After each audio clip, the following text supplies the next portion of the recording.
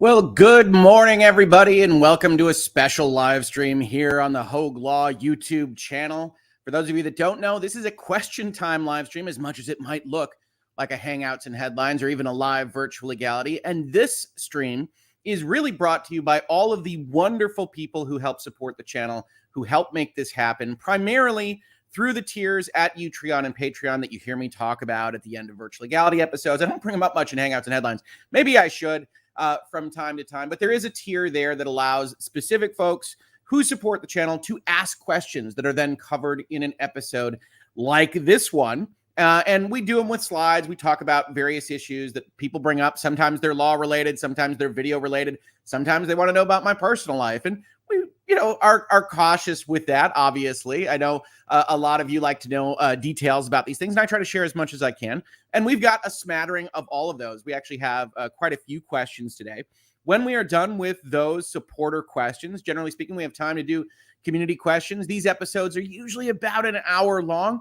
That's what we aim at, and we do them once a month. So if you are interested in supporting the channel, do check out those tiers. Otherwise, we'll be covering questions afterwards as well. I just can't make any guarantees we'll hit any specific question. So with that as our background, I hope everybody's doing great today. I also want to take a little bit of time out to thank my lovely wife, Mrs. Hoeg Law, who got our store up and running. And as you can see, we've got the cute video game dinosaur. We've got Hoeg Law stuff. We've got Hangouts and Headline stuff. We've got Lawyers and Dragons stuff. I highly recommend checking it out. And it has been so cool to see, even though we've only had this store open for maybe a little over a week at this point, we've started to get awesome stuff from people showing their goods out in the wild. We've been very happy with the fulfillment side of things. And I just wanted to share a few of them with you. You can see this Reasonable Minds Can Differ mug is filled with tea or maybe coffee. Can't tell, but it looks awesome. We've got wonderful things being shipped to us. I think I saw Lucky is in the chat.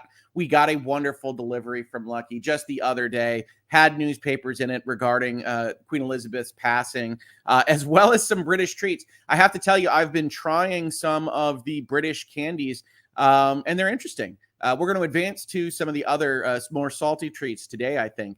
But I want to thank Lucky so much for sending those, and everybody who sent warm wishes and notes and things. It's been fantastic. Here's Ains at the Bitcast wearing his Reasonable Minds Can Differ shirt with, of course, his Gaming Dino sticker. And if you don't know, Gaming Dino is not made by me. I have no artistic talent whatsoever. It is made by what my wife lovingly refers to as the littlest Hoegling, our youngest daughter, who is amazing and skilled and wonderful, and is working on more behind the scenes. So many thanks to everybody that loves the Gaming Dino. I love him. People have enjoyed. I believe this is described as a chonky sticker, which, is a legal term of art, of course. Somewhere between, big and thick lies chonky. That's in the statutory code. And so I'm really happy that people are loving them. We did get the new podcast platform working. That hopefully is somewhat of a transparent transition for folks behind the scenes.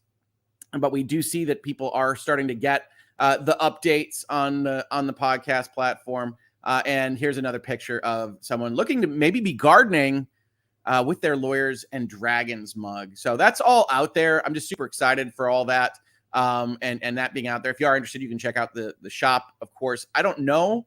In fact, I bet that the link isn't in this description. Maybe Mrs. Hoeg Law is in the chat because I didn't add it to this description since the last question time, but I will do that after this video, and you can check it out for yourselves. But I'm just so thankful for all the support from viewers and listeners like you, all the support from Mrs. Hoeg Law. This would not exist without her.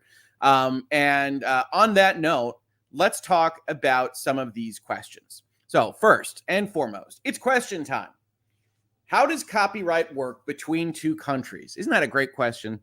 Well, somewhat confusingly, right? And we've talked about it a little bit here in virtual legality, but I like to bring up the Copyright Office here in the United States because, quite frankly, some of the questions that are going to be posed in this particular slide are things that are facts and circumstances based, that a lawyer would actually have to look at what's happening and how and when. And I'm going to go over these in kind of broad details, but I can't answer with specificity for any given kind of situation. So let's give it to the Copyright Office to start out with, to talk about the fact that international intellectual property law is what we might politely describe as a legal fiction. It is something that people generally kind of say they believe in, but if push came to shove, there isn't really international law. There isn't really intellectual property law that crosses sovereign borders. Or as the Copyright Office says, original works of expression that are eligible for copyright protection. So remember, things that are too generic, things that are easily observed, might not be protectable, that kind of thing, are protected under national copyright laws. Protection against unauthorized use in a particular country depends on the national laws of that country. In other words, copyright protection depends on the national laws where that protection is sought. So if you've got somebody that's infringing on your copyright and they live in Japan, you need to go and look at the Japanese laws and see what kind of power you have over them. When we talk about law, we talk about a governing body of some kind here because we live in a world of nation states. That is the country of Japan or the country of the United States, and they control intellectual property within their borders. So if you've got a problem with somebody doing something within another country's borders, you have to look to their law to see if it protects you. This has been one of the reasons why so many corporations and people that manufacture things have been concerned and have been following various advancements and changes in Chinese intellectual property law, because historically, the sovereign nation of China hadn't been too enthused about protecting other people's intellectual property and was maybe turning a blind eye towards uses. Now, certainly out in the marketing world, they say that has changed. Clients, manufacturers still have to be cautious about working in various jurisdictions, but that's one of the reasons why, is that the United States, the West, various other jurisdictions can't impose their laws on other sovereigns, and so we get into this kind of amorphous situation. Now, that doesn't mean it's just the wild, wild West. International copyright conventions and treaties have been developed to establish obligations for treaty member countries to adhere to.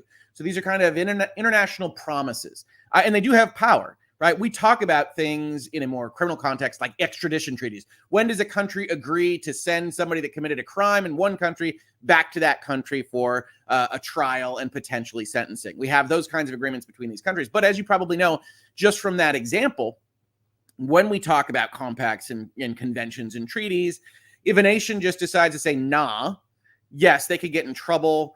They could get kicked out of the convention. They could have various sanctions put on them. They could have those kinds of things done. But there's no place to take them to otherwise convict them of violating their legal obligations. They are a sovereign state. And so that becomes a political and international realpolitik kind of question if somebody decides to violate those things or turns a blind eye towards enforcement, for example. But when everything's working properly, you have the United States, you have Japan, you have other folks that are members of various treaty organizations say, okay, we're going to abide by your rules and we're going to look for infringement within our borders. And we're going to do things together that are going to try to make the international intellectual property system work. Hopefully that isn't just as helpful as mud, but that's the nature of the beast here, is that it's much easier to talk about these things within one specific sovereign state than it is to talk about these cross-border transactions, which is one of the reasons I have to demur on answering at least some of these. Are those works protected under Japanese law, their country of creation? Yes.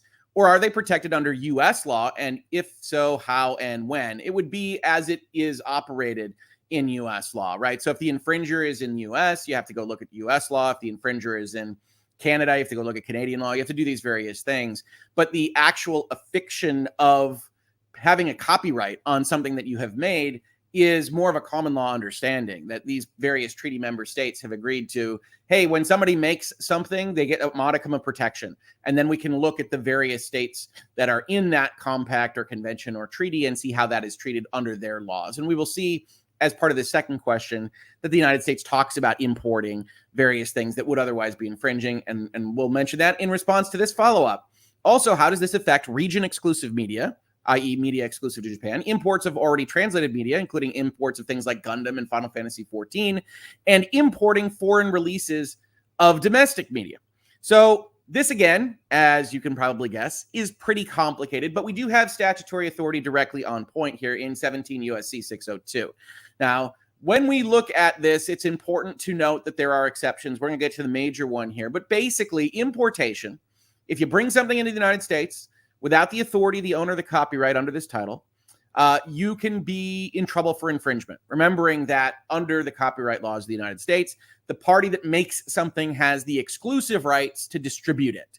And so if you're violating those rights, if they say, hey, we don't want to distribute it in the United States, then you could be potentially infringing under the laws of the United States. And then somebody in that country could come after you because the US sets out these rules. Now, there is an exception, and this is probably the important exception for a number of you kind of hobbyists: importation or exportation for the private use of the importer or exporter, and not for distribution by any person with respect to no more than one copy or phono record, if that's what you're doing, of any one work at any one time, or by any person arriving from outside the United States or departing from the United States with respect to copies or phono records forming part of such person's personal baggage, are accepted from that particular prohibition. Said another way, what the U.S. Copyright Act is really concerned about is distributors, is people selling this stuff that'll actually impact the market for the potential infringement.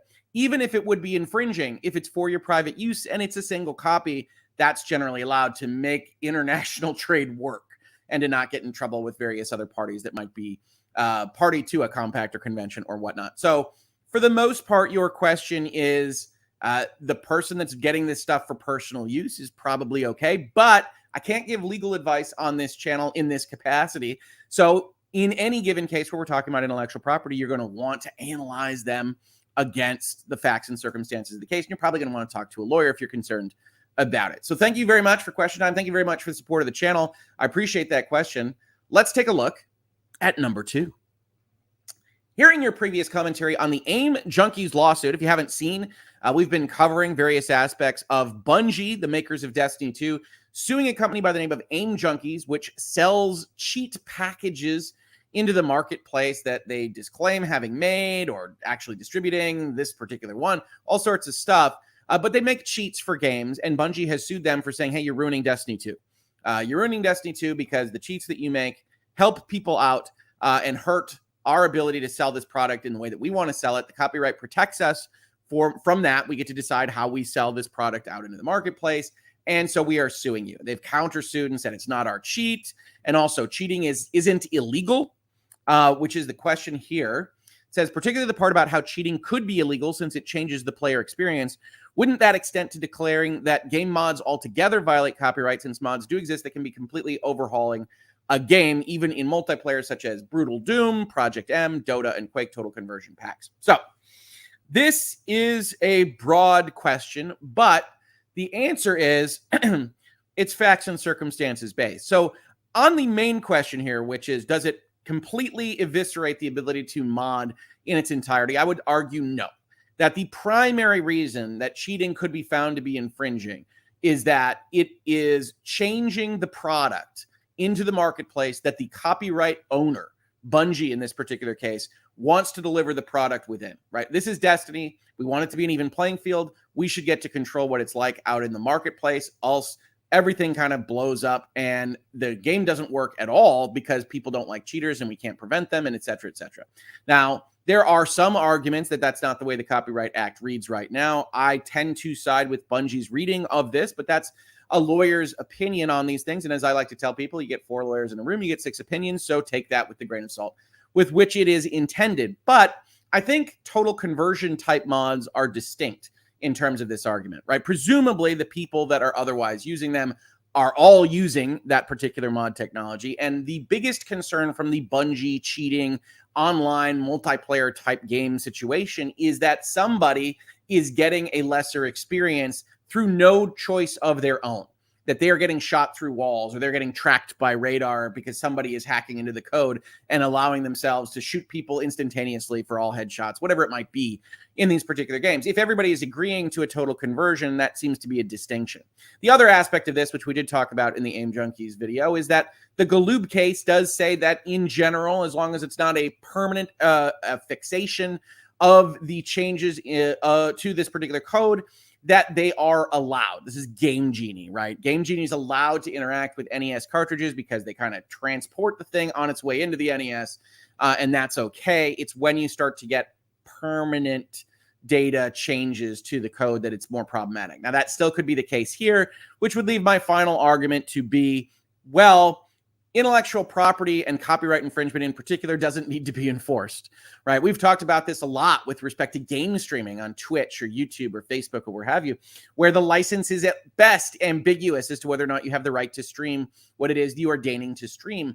And I have said for a long time that that's a bit of a sword of Damocles hanging over some of these streamers. If they get out of line, if they say something bad about the publisher or whatnot, it is possible that they could strike these channels. And we've kind of seen that happen in practice. And so it's important to note that even if, let's say, Brutal Doom could be brought in as an infringing kind of property, that doesn't mean that id or Bethesda or ZeniMax or Microsoft would actually bring that claim if it doesn't hurt anything. If it isn't otherwise impacting their market, if they think it's good advertising, there's a whole host of reasons why they wouldn't bring in a claim against a fan. So in this particular case, Bungie could have let M Junkies go. That would be well within their rights. That they decided not to doesn't mean that everybody else has to follow their lead. That if they don't sue their cheat purveyor, then that cheat purveyor is somehow allowed. So looking at this question broadly, I think it doesn't make a lot of sense to take what are either the precedents that we saw from kind of World of Warcraft and Galoob that Aim Junkies is trying to use, or the precedent that would happen if Bungie were to win this case and apply it broadly to every mod and every possibility that would be out there in video games, or realistically other kinds of media as well. So for the most part, the court system and the legal system tries to limit the applicability of rules to the specific case or controversy before it and not make grand pronouncements. I know the Supreme Court has done a few grand pronouncements of late, which might say, are you sure, Rick? But in general, the notion is to focus specifically on the facts and circumstances before you. And so I don't think that mods would cease to exist, and I don't think they would be under existential threat from a Bungie win in this case. But you don't have to take my word for it. You can find other lawyers that might have a differing opinion. I thank you very much for the support of the channel and for the question itself. Question 3. Will more people begin acquiring older game consoles and rejecting the newer ones? This is interesting. It's an interesting starting point. Why? I ask because an overwhelming amount of games I'm seeing announced are remakes, remasters, and re-releases of games that already exist that are perfectly playable, many of which still hold up for systems already available. In addition to how we've reached the point where there are PS4 remakes of games that launched on the PS4. Now, I actually don't know what this is referring to. I don't know if there is a remake of a game that is launched on the same system that it launched on, but maybe somebody in chat can help me out on that. Either way, I don't think this is actually very likely to happen. I think that for the most part, game consoles are cheap enough in the grand scheme of things that people that are interested in that hobby are going to want the best and brightest, the highest graphics, the shiniest reflective surfaces for the most part. Do I think that the console space is at least a bit stagnant and a little bit too self-focused on third-person action adventures with a slight cinematic flair? I do. And I've talked to Dennis about the Bitcast that says, hey, look, I would love it if we went back to a kind of higher level of variety in our video games. And I usually harken back to the PlayStation 2 era for that. But that doesn't mean that we're not just in a cycle and that that'll kind of roll back. Certainly, Xbox selling Game Pass has incentives to get more and higher level of variety games out there. And I think we're seeing that a little bit with the indies that are on that service.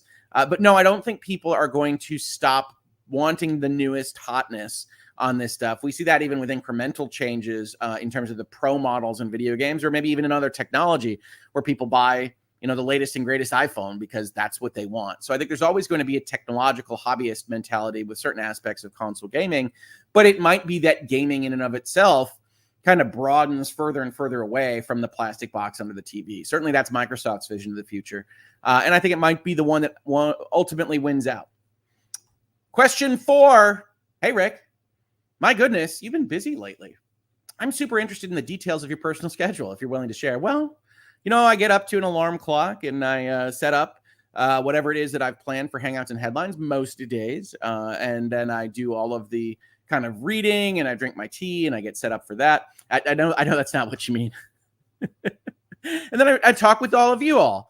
But no, the personal schedule has, over the last 4 years, since really the start of Virtual Legality, become more and more focused on doing content and having conversations and working through collaborations and doing that kind of thing, which is fun. Right. And I'm going to talk about this with respect to the follow-up here. How do you have time to run a firm? And I assume you've mostly stepped out of full-time lawyering to let your firm run itself. I would say right now we're running about half and half in terms of time commitment. But I think it's important to give a little background here, right? I think a lot of you know that I did big law firm stuff for the first 13 years of my career.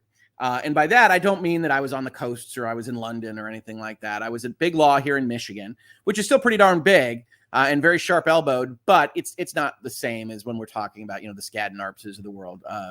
I rejected that lifestyle from the start. But even with respect to big law firm life, one of the things that happens is that it's pretty easy to get in kind of a rut or to otherwise be doing the same thing every day. And I never really liked that. And I've also talked about issues that I've had with kind of personality for that kind of life and the big law firm life. And so in 2016, when I started my own firm, one of the things I wanted to do was to get rid of all the things that I saw as bloat, right? I don't need 35 collections agents. I don't need multiple offices. And I wasn't even sure that I needed any kind of backstop in terms of legal acumen. And as it turns out, you work through these various issues. But at the end of the day, Hoeg Law I would describe as more framed around a kind of legal consultancy framework than what would be that big law type law firm. So even as early as 2016, I was looking at virtual environments. I was looking at portability. I was looking at contractor relationships rather than employees. And I had put together what amounts to, there's a phrase called a virtual law firm that is not what Hoeg Law is, but that is kind of in my head what it is, which is that I am wherever my laptop is. I have paralegals and contractors and referral sources and other lawyers that I can call and manage. But for the most part, it's entirely up to me, and everything operates on its own when I'm not otherwise focused on it. So like everybody else during the pandemic and the downturns and whatever we've got coming up, we ride on the tide of entrepreneurship and the economy and everything else, which is, mildly terrifying, but also exciting. And here doing this, what was originally kind of a differentiator in the market, which was, all right, I'm going to go talk and I'm going to explain to people now that I don't have the masthead, now that I don't have the name on the wall, why I'm a good hire, why I am hopefully most videos, maybe expressing myself as a smart person who you'd want to have as a sounding board and a consigliere and a business strategist and a lawyer and all those various things. And that grew when this stuff became popular. So on a given day, I'm doing about half and half, but that can shift. If I don't have any deals or client calls, I can do more on the channel side, or God forbid, I could take rest. But if there is more stuff, generally speaking, if you really, really, really, really follow the channel, you can tell when I have deals and when I have contracts that need to get out and when I'm on deadlines or when I have a lot of calls or board meetings or what have you, because things will either shift around, there'll be a lack of videos, or in general, they'll come out really late in the day. If you see a Virtual Legality come out at 8 p.m. or something, that tends to mean that I was working all day on stuff and moved out from there. I know that might not be enough personal detail, but that's really the nature of the thing. I built it to be compact. I built it to be flexible. And it's been working out. But no, I don't have the overhead. I don't really have the detritus that I see with respect to kind of the bigger bureaucratic organizations, because I didn't feel like I needed it. And then I've been kind of adding on little bits of what it turns out I do need, and that I probably took for granted when I worked at big law firms as we go along. And, we're on year 6. The lights are still on. The family is still fed. I consider this a victory, especially since we went through a pandemic in the middle. But I would be lying if I didn't say every day isn't exciting, both in working with YouTube and their black box and the algorithms and the social media, having a lot of thoughts about what I do, as well as generating clients, generating business, trying to still be out there in the environment and having that kind of effect that you want to have if you're running a successful business. So it's a different thing every day, but I really, really appreciate the questions. Let's see here. Nicholas Starro asks a secondary question here. How is labor law in Michigan? Worker friendly or wrong? Michigan, I believe, is presently a right to work state, which means that employees don't have to sign on to a union that is otherwise running their shop. But I would be lying, Nick, if I said that I did too much employee labor law, especially facing collective bargaining agreements and whatnot. So that we have specialists on that kind of stuff. And of course, we have the auto manufacturers here in Michigan. So those are unionized shops for the most part. And that's been a constant in my life, is kind of dealing with those kinds of relationships, while also dealing with the tech companies and the spinoffs and the OEMs, which is the parts manufacturers for those automakers, and how they interact with those things. So I would describe it as pretty middle of the road in terms of the various kinds of states and labor laws that I have seen. But I would also demur to an expert specialist that deals with them a little bit more often than I do. So thank you for the follow-up question there. Within this first question, hopefully those were good answers, and thank you so much for the support of the channel. And finally, from the community, we have a question here that was actually posed separate from the Utreon and Patreon tier, but from a person that watches these things. Actually asked a couple of different questions, but this is the one I wanted to talk about a little bit based on my video yesterday. And that is, could the defined market regulators, talking about Xbox and Activision, choose to use a combined market or of console and PC as opposed to strictly console? And I would say this. In general, if you are Microsoft, you want the denominator. You want the stuff we are thinking about in the market to be as big as possible. The bigger that denominator, the less likely anybody is to find that you are controlling whatever that market might be. So one of the reasons I talked yesterday about some of the things I found disingenuous about what Mr. Nadella had said was that Microsoft seems to just be taking whatever definition is most useful to it for that denominator or for their revenue share or what have you in any given context at any given point in time, and then shifting in the very next sentence to say something different about those various ranges. So could regulators decide that it's console and PC? Yes. But I think it's important to note that a regulator is looking to see if there's a problem with competition, a problem with the marketplace. And in general, they're going to be able to find that more easily the more narrow they make the market, right? So if we're talking about all gaming everywhere, Microsoft clearly doesn't have enough market share to control all of mobile gaming, all of international gaming, everything, everywhere. They don't have that much power. But then if you start to narrow that, you start to take that market and say, all right, well, what if it's not every gaming? What if it's just console gaming? And then what we saw from the UK, what I warned of back in January, is what if instead of just saying console gaming, we said that there was a separate market for subscription service-based gaming? Because Microsoft has a clear first mover advantage there. We're worried about network effects. Could we claim that Microsoft already has inordinate market power there and we should be concerned about it? And now UK says maybe, right? That's what their phase one report says, is yes, we can worry about subscriptions. We can worry about cloud. And so if we make it narrow enough, we can frame Microsoft as this particular monopolist. Now, the question follow-up here, I think, is probably not accurate, which is, if so, could they not claim Microsoft does have a monopoly as the majority of PC users are Windows users, making Sony's majority in console only irrelevant by comparison? Windows is not a clean analog for what we are talking about here. Windows is an operating system, and we could talk about Microsoft acting as a potential monopolist within the operating system market. We'd have to do a lot more analysis of what that operating system market looks like, et cetera, et cetera.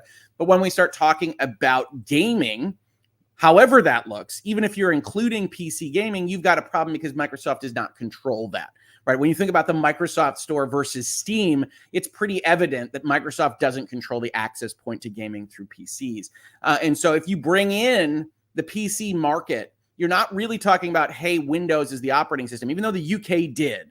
Most jurisdictions are not going to do that unless they're being, well, let's call it nakedly political on this point. And so you have to start to frame exactly what market you are talking about.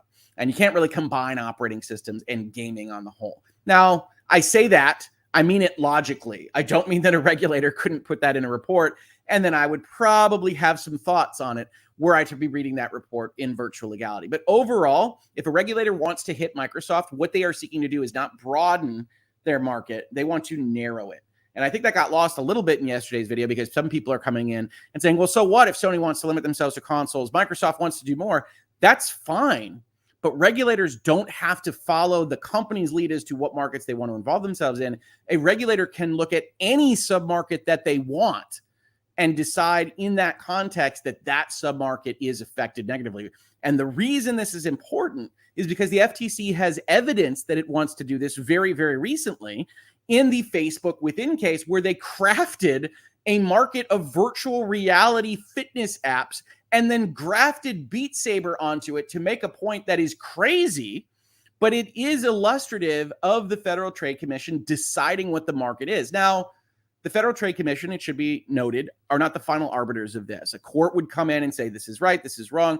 And I do think Facebook in that particular instance would have a case to say, this is a crazy definition of the market. This is not how we look at these various things. They haven't proven their case for consumer harm, all this various stuff. But we can see, since the FTC is interested in advancing that kind of theory, that in the behind the scenes land, they could advance that similar theory against Microsoft on a cloud basis, on a subscription service basis, on whatever they want, because it is so kind of untethered from reality. So that's the situation. These regulators would be looking to narrow if they want to police, and potentially broaden if they don't. And that's kind of the state of play as I see it on this question. So again, I want to thank everybody for the community support of all this. We're still super thrilled to be above 100,000 subscribers here in the 4th year of the channel. We've got Trees of Eternity, Lawyers and Dragons, all this good stuff, all this fun stuff to ask about. If you are interested in supporting the channel through those tiers, do go check them out. Otherwise, let's talk a little bit about community questions. So if you do have those questions, I'm going to try to see them with flags at Hoeg Law or super chats or whatever that makes it clear that there's a question there. If you could leave the word question, something along those lines, that is also very helpful. And I'm also going to try something new today. I am going to try to share the chat so that you can see what I'm reacting to in the question. So be kind in the chat. I'm going to put it up on the screen here. And I think that might make it a little bit more readable, approachable for everybody as we talk about these various things. So let's see if this all works as we do this for question time for the first time. Oh my God, there's the chat. It's amazing. It's amazing what we can do here if we work on this together. So let's take a look at what, if any, questions anybody has here. It's about 10:30. We can go as long as another half hour. We can cut it off short if nobody has any questions. We can have fun either way. Here's Mrs. Hoeg Law asking me things. Hoeg Law, from Against the Tide, can people not have the phrase night-night on pillowcases and pajamas because of the basketball player Steph Curry trademarking the phrase for every kind of product?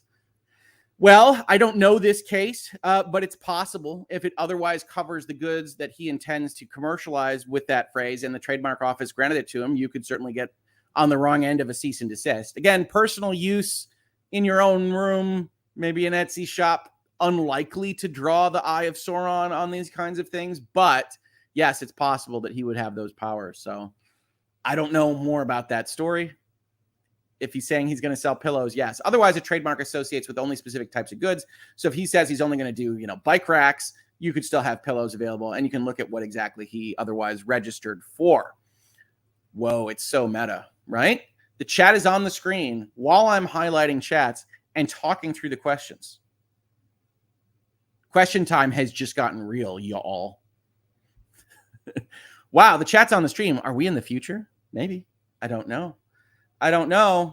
Let's see here. Mrs. Hoeg Law is finding these earlier questions. Is Ready Player One a sports movie? No. Ready Player One is a game movie. Games and sports are distinct. Rayx, have you tried Metal Hellslinger? I have.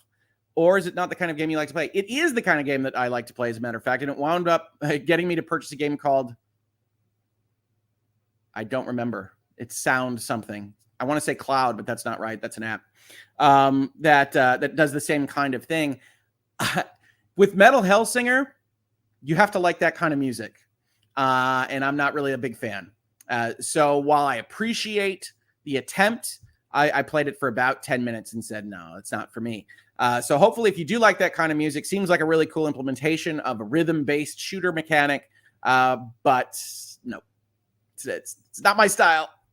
Fade to Gray, what compelled you to strap a zombie to a shield, and how highly would you rank that among your most important life decisions? Well, I think what I was thinking was it would be really cool to have a zombie on a shield, and we might intimidate some folks out in Lawyers and Dragons land.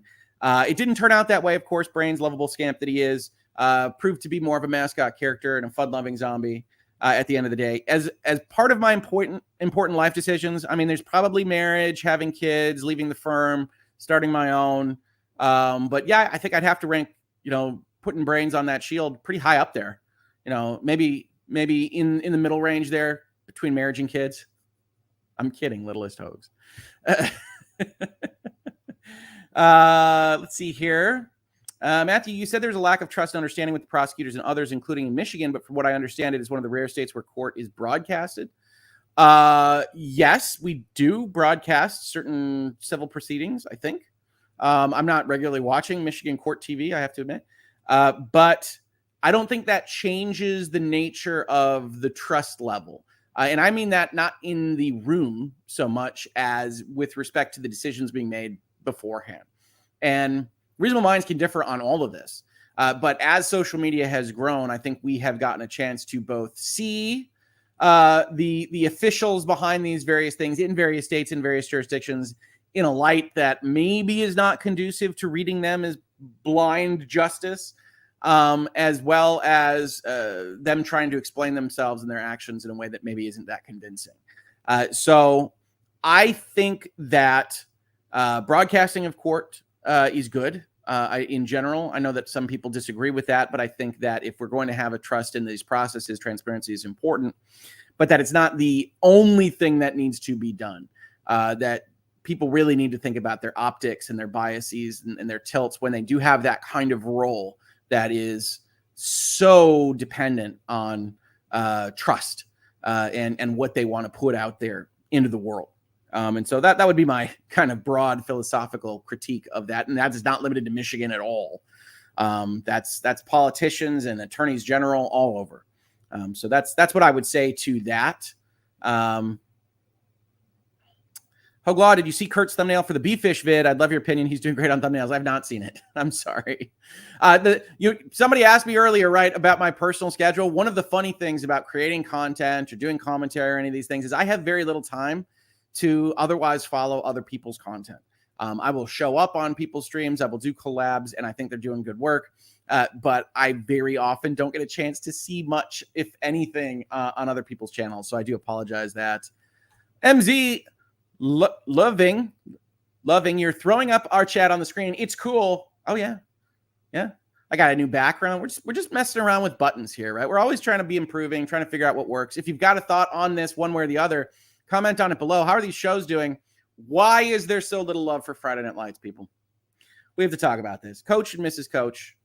Obviously, the archetypal characters on which Hoeg Law and Mrs. Hoeg Law are based. I kid. But seriously, very, very good show. I know it's a little older. We might have a recency bias here. I love Ted Lasso. I love Cobra Kai, but Friday Night Lights is excellent. Absolutely excellent. So people should check it out if they haven't seen it already. But highest Hoeg recommendations for Friday Night Lights, except for season 2. Season 2 is kind of the gas leak year. You can ignore it if you like. But Friday Night Lights is utterly fantastic. Mrs. Hoeg Law says she voted for Friday Night Lights. Good. That's good. We're on the same page here. Have you played any board game versions of video games you enjoy? Well,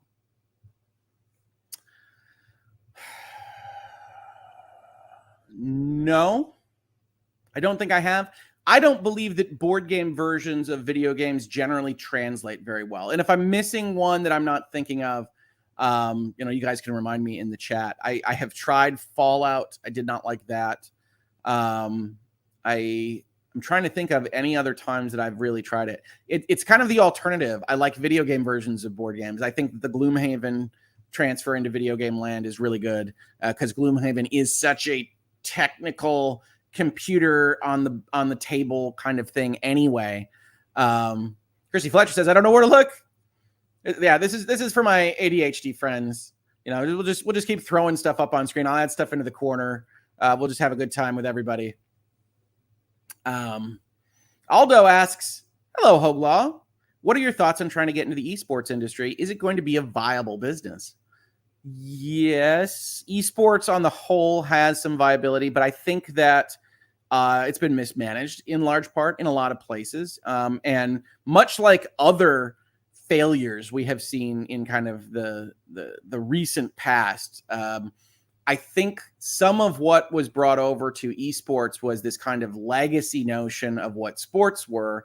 And you don't necessarily need to have that kind of investment on those legacy beats. And I'm speaking, of course, about things like you might have seen G4 basically failing for trying to build a TV show on YouTube. And that's really not the way that you necessarily have to do it. And you drag in all this extra overhead. And I think to some extent, Overwatch League and some other things that have happened have indicated that esports needs to mature a little bit. That also goes with ownership and some of the social media interactions. Maybe all of these questions end in social media interactions are bad. People think about them.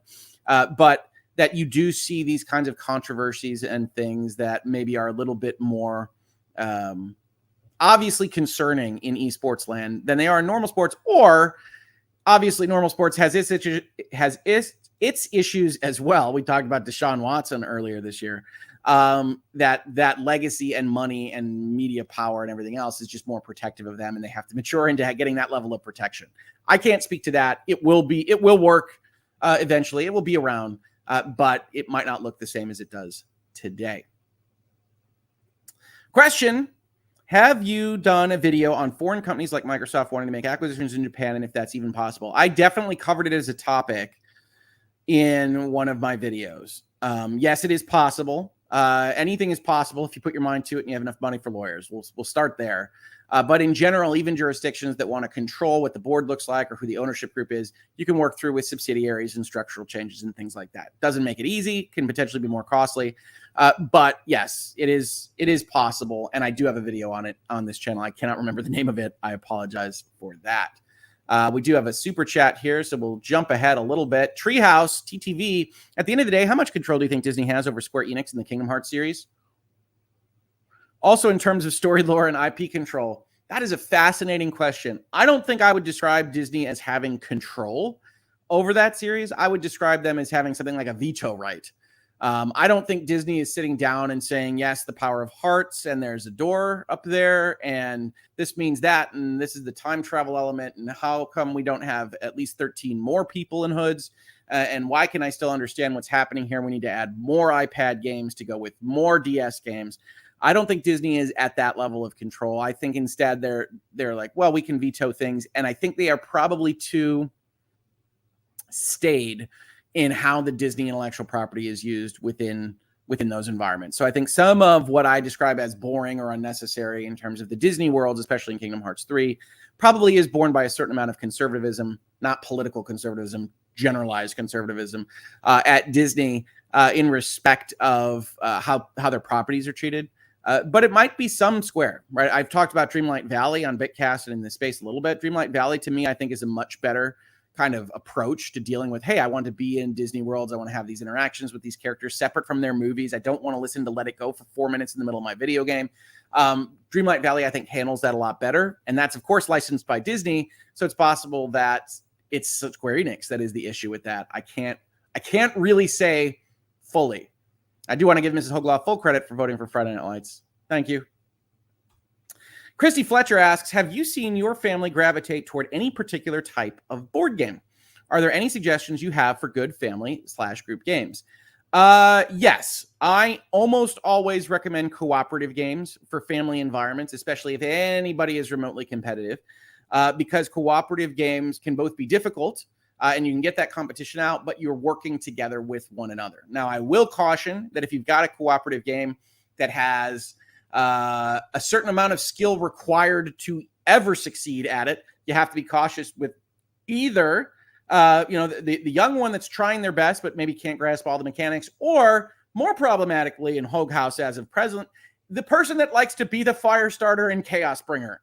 Because if you're in a cooperative game with someone that just wants to see the world burn, it's going to be a frustrating experience. But in general, we gravitate towards those kinds of games. I also play extensively with my oldest daughter what I would call dueling games, where we have one side versus the other. We play a game called Summoner Wars that's kind of tactical and strategic. We also play very often a game called Unmatched, which features duels amongst primarily public domain characters. There are licensed characters as well, but think of Sherlock Holmes versus the Invisible Man, or what is she? She's Achilles, I think, is currently set up on the kitchen table, and other warriors of ancient peoples and things like that.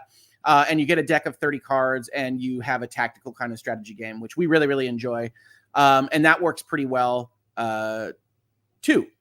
In terms of competitive games, we've got some big Kickstarter things. My wife and I are currently playing a legacy game of Jurassic Park, which we're really enjoying, which is hard. It's a lot of puzzling, a lot of kind of mathematics. You think about like 16 different ways you can do a turn before you decide on one. But that's a lot of fun for us. I think in general, we tend to gravitate to cooperative games, and I tend to gravitate towards what I would call elegance. Right. One of my favorite games is Eldritch Horror, but that is what we generally would call an Ameritrash game. It's got 15 different decks. It's got 16 different markers. It's that kind of thing. And that's fun. You get to emulate a computer game. Eldritch Horror is great. But my preferred design is kind of, can you figure out how to communicate complex ideas or theming or world building within only a specific set of kind of simple options? So that's one of the reasons I like Unmatched, is it uses only 30 cards, but that's enough to give each character the flavor that you want while still only having realistically 4 options to do in a given turn. So I love that elegance, and that tends to be what I like to bring to the table. It's easy to teach, and you can get those really exciting board game elements, which is probably a longer answer than you expected, but I love, love, love board games. So thank you for asking it me. Okay. We've got, I think, some board games from video games. Binding of Isaac is good. Doom board game is really good, in my opinion. I haven't tried that one.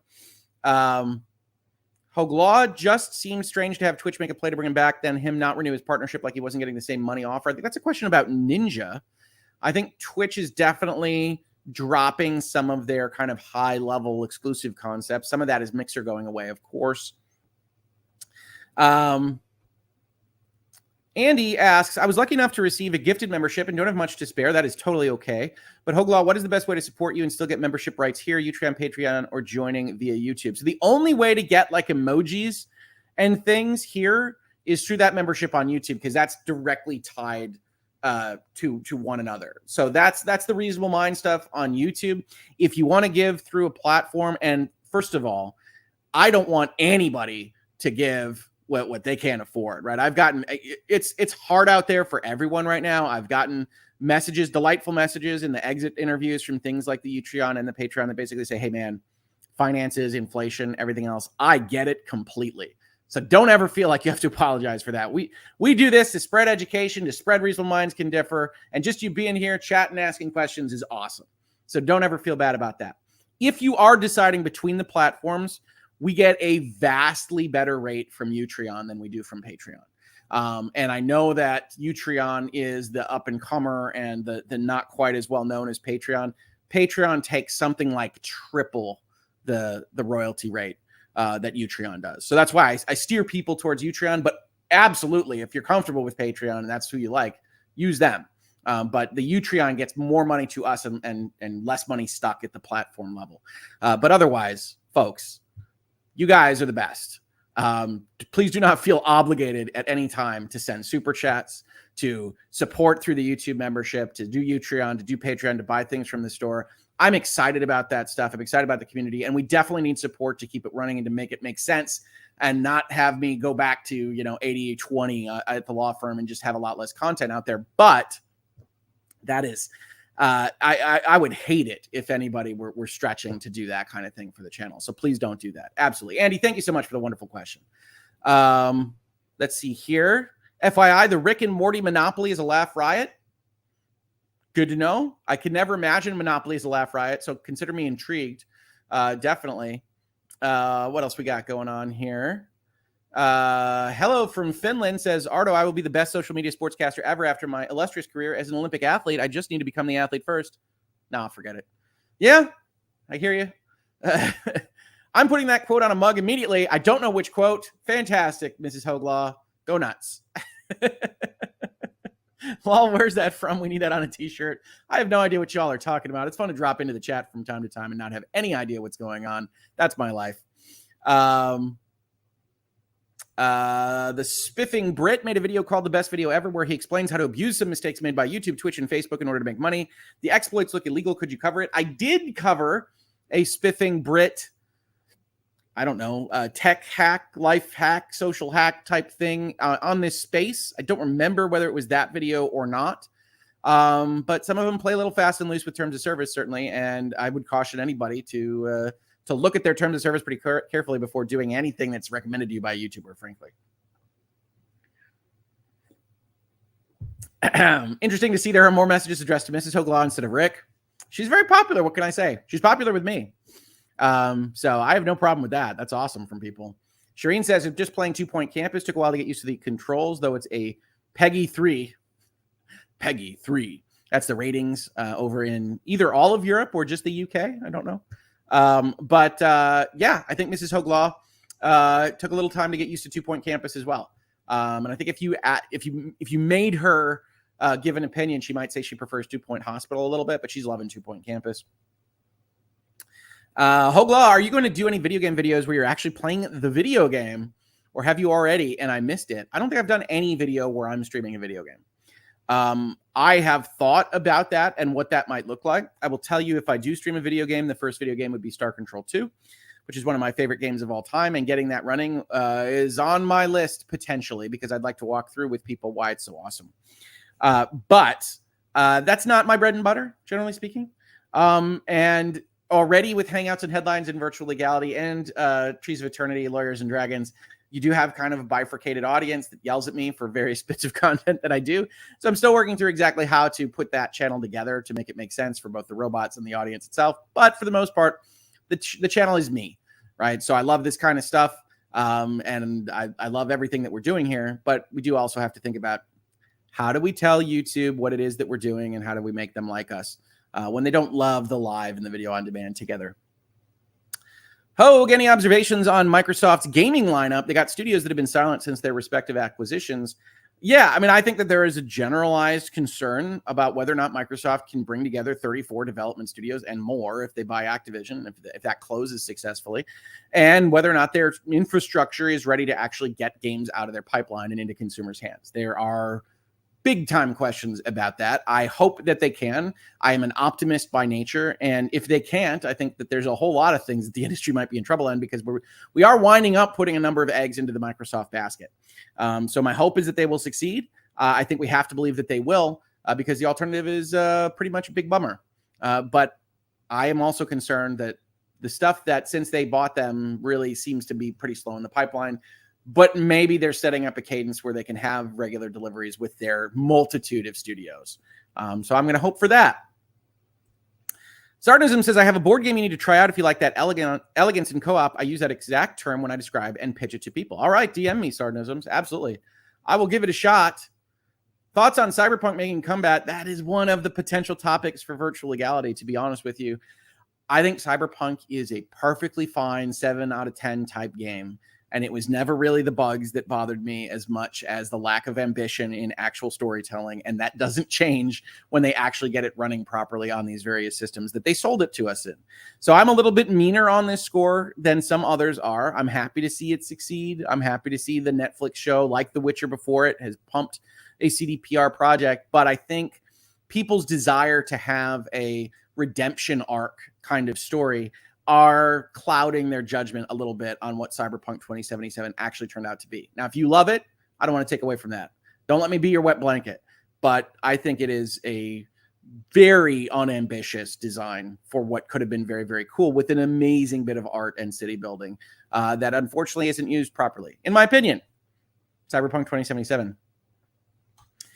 Hoeg Law, that's exactly why you're the only channel I've ever subscribed to. I don't know why. I've said a few things, but I appreciate it. And I would repeat it if I knew exactly what it was that I say. Thank you so much, Abigail. I really appreciate the support of the channel.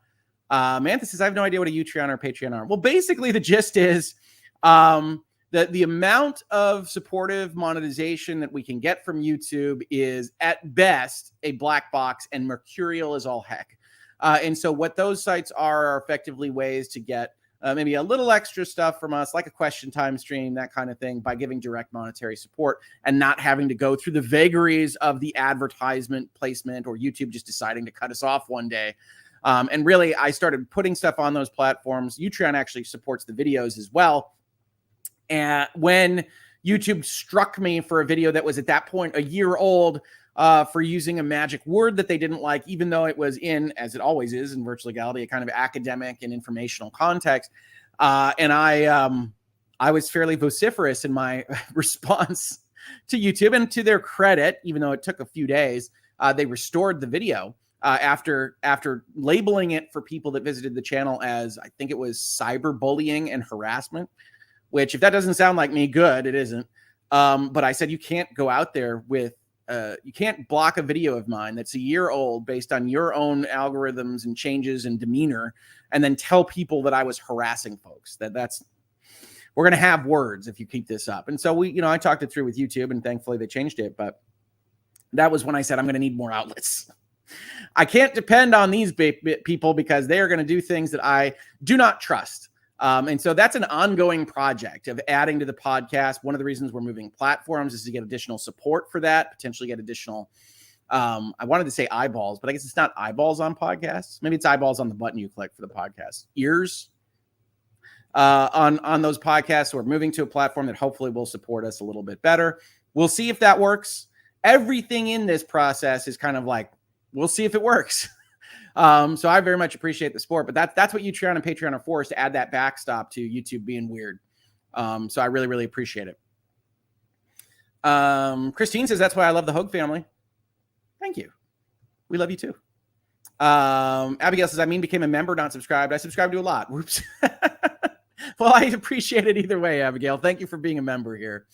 What else? I think we've only got a few more minutes, so I'm going to scroll a little bit here to the bottom. But let's see here. Leafy Fifi Foo says, Utreon, Patreon, and Cash App, which is not one I know, generally only big in the U.S. due to the crazy fees banks charge to transfer funds. They really do. Look, if I would publicize my ACH information, I would, but it seems a little bit much for this kind of thing. Yes, Mrs. Hoeg Law. I can't look at a DM on Twitter.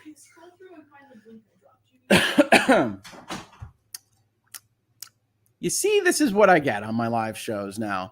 I have 1, 2, 3, 4, 5 windows open, and am talking with you all. And then it's like, well, why aren't you on this other tab? I sent you a DM. Why aren't you responding to it? Okay. Wow. Oh, I see. Okay. All right. She is adding, she's adding mugs here. So I think this is a good point. This is a good point in time to stop the chat and see if I can pull this up. So Mrs. Hoeg Law making things on the fly, apparently making a supersized mug. Anything is possible if you put your mind to it and have enough lawyers. Just putting it up there in the middle of the show. Apparently that's something I said. You never know what you say when you're talking live to folks, people. But wonderful job, honey. Wonderful job. And I think that's a great place to end it, right? Abigail, this is amazing. I was so glad I was here for this. This totally looks like Rick. Just proves they don't actually check. Hey. All right. Oh, you need another screen. You know what? What's funny? I don't know if you remember this, but when I started Hangouts and Headlines, one of the things I said to people was, I said, why only have one screen? It's just the way I was built. I had one screen. It's a big screen now. But all my fellow YouTube colleagues and Twitch colleagues and everybody I've talked about this is, how in the heck do you do it on one screen? It's like, I don't know. If I showed it to you, you'd see it's all overlapped and I have it kind of nested and I click on what I need to. And I've made that work out. But they're like, you need at least 2, if not 3 monitors. I was like, wow, I'm not that guy yet. I don't know. But yeah, anyway, thank you all for joining me on Question Time today. I love this stuff. People, I do see this in the chat. Absolutely. Stay safe, Florida. We can see Hurricane Ian coming in. I have family in Florida. So prayers are out there. Please, everybody, be as safe as possible. And we're thinking about you elsewhere in the country and around the world. Otherwise, thank you so much for everybody dropping in. And I will see you on the next Hangouts. Should have a Hangouts tomorrow or Virtual Legality episode. Don't know when the next one of those will be. It's always a wild card. But I really appreciate the support from everybody on that tier that makes Question Time possible. Everybody else that drops in here, that chats with me, that is a member, that does these various other things. I love this stuff. It is very important to me. I know it's honestly become important to the family. And I like being able to spend my time on this rather than just doing what I was doing in big law firms. So you guys make that possible. I really appreciate it. And I will catch you on the next episode here at the Hoeg Law YouTube channel. Have a great one, everybody, and do stay safe, Florida.